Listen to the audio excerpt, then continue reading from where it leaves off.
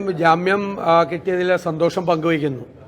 കാരണം ചെയ്യാത്ത കുറ്റത്തിന് കഴിഞ്ഞ 9 ദിവസമായിട്ട് ഈ 2 പ്രായമായ കന്യാസ്ത്രീ അമ്മമാർ ജയിലിലായിരുന്നു.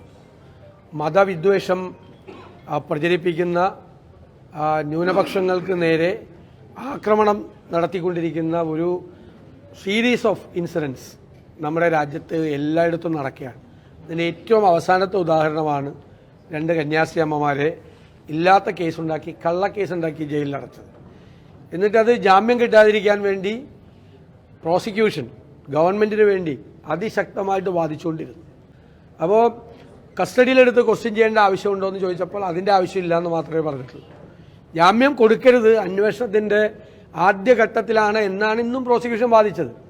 അതേസമയം ബജരംഗ് ദളിന് വേണ്ടിയിട്ട് വന്ന അഭിഭാഷകരെല്ലാം ഒരു കാരണവശാലും ഒരു തരത്തിലും ഇവർക്ക് ജാമ്യം കൊടുക്കരുത്, വലിയ ക്രിമിനലുകളെ പോലെ, വലിയ കൊലക്കുറ്റം ചെയ്ത ക്രിമിനലുകളെ പോലെയാണ് ഈ കന്യാസ്ത്രീമാരെക്കുറിച്ച് ഇവർ പറഞ്ഞ് പരത്തിയിരുന്നത്.